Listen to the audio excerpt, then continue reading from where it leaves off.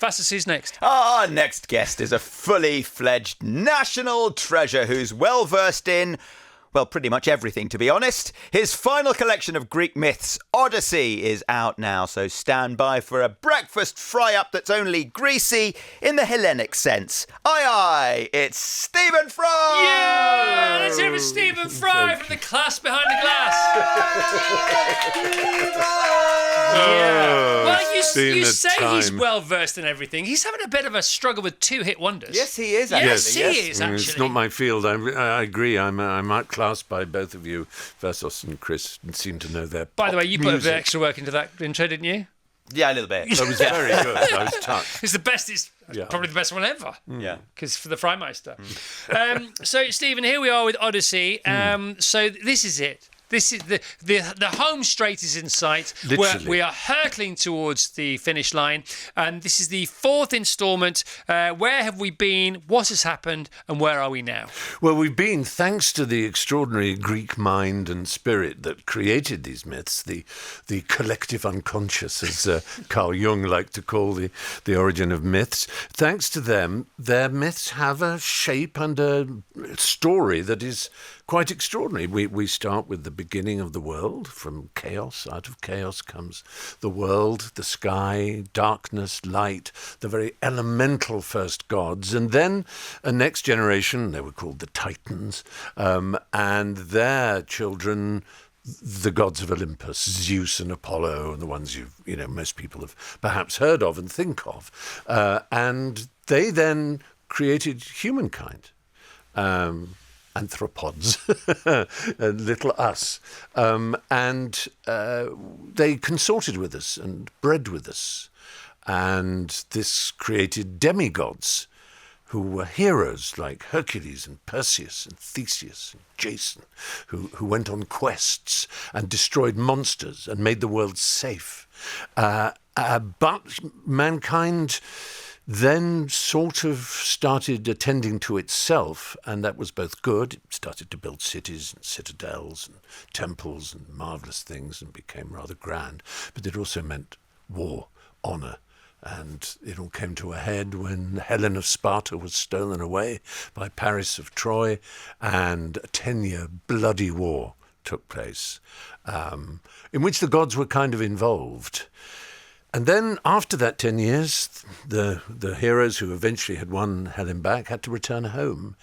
And of them, Odysseus, the most remarkable, really, because although he was a warrior, all the others, Achilles and Agamemnon and Ajax and Hector, they were great fighters, and that's really what they were. Some more honourable than others, but Odysseus was something else. He was cunning, he was clever, he was twisty. Polytropos is the first word that Homer uses about him. Many turning. There's no real English word for that. Versatile, twisty, probably, but that's a bit too negative. But he could put his hand to anything, and he was curious. And that was both his great quality and his downfall in some ways, because on his journey home, he couldn't pass an island without wanting to see who lived there, what kind of people they were, how they lived.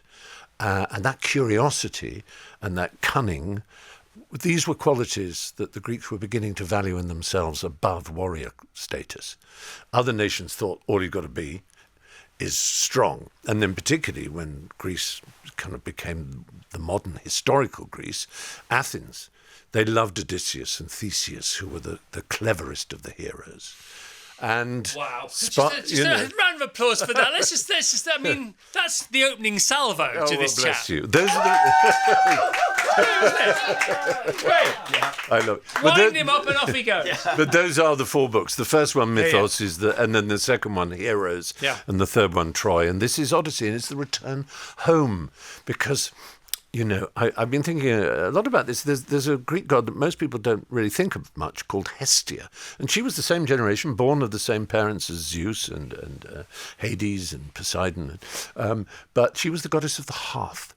And hearth is an interesting word. It's an Anglo-Saxon word for us, and it's the same root as it's cognate with, as we say, the word heart. The heart. The Latin for heart was focus. It was focus. That the word to a Roman, you said focus. They'd think, oh, throw a log on the focus, you know. And we've taken it as a metaphor for anything we concentrate around, we focus it's nearly around, Earth, isn't it? It's nearly... and we focus and right up to our childhood, yours and mine, Chris, and possibly Vassos, he's a bit young. We sort of had a hearth. It was replaced in the 60s by a television, but it was a flickering light around which we all sat together. Yeah. And we watched and we told stories, or we had stories told to us. In a group. Now there's a worry. The hearth has disappeared. Well, it's the handheld hearth. Yeah, because, you know, Jolene is in one room on Instagram, and Peter's, her brother, is in another room. We won't ask what he's looking at on the screen. It's yes, of course not. Horrifying. Only imagine. And the parents are watching, the father's watching sport on his machine and the mother's watching Netflix on the other. And even their food is coming from different places, where he's getting a pizza, she's getting a, you know, curry, whatever. DoorDash delivery. Everything is fragmented. Yes. And the hearth, which was the centre and the focus of our lives, has disappeared. So do you think we've had our own mini Big Bang then? Because we are, it's what's it called? Entropy. It is a kind of entropy. Yeah. That's absolutely right. And the journey home, the energy to get home, is trying to provide a neg entropy, as the scientists call it, a push home. And the Greeks had a really high doctrine of home. They had this word for a return home, which is nostos. And Odysseus is the primal nostos story. I mean, you can talk about Star Trek Voyager, or, you know, there are all kinds of stories, and, you know, all the Tolkien stories are nostos stories. In The Hobbit is finding a way home. It's the subtitle.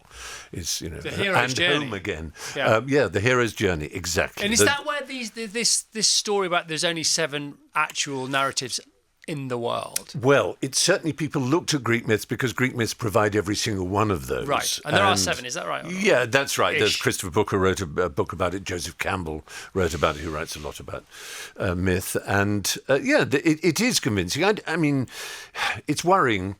It's worrying when anything like storytelling, to me, it's worrying when it gets systematized. Right. You know, I don't like it with Hollywood. Yeah. You know, my great guru, or rabbi, as he called himself, for screenwriting, was a dear friend called William Goldman, who was an American screenwriter who wrote Butch Cassidy and the Sundance Kid. And he also wrote a great book about writing he great wrote films. Adventures in the Screen Trade and The Princess Bride, and so many wonderful things. And when he was first asked to write a screenplay, because he'd written novels and plays in the 60s, and he was asked to write this thing for Paul Newman, and someone said to him, "Oh, you got to find that there's this great book about screenplay writing," and so he bought it from, and he opened it up, and it had all this thing about pinch points and Act 2, and he just thought, "Oh my God, what am I going to do? I don't understand any of this."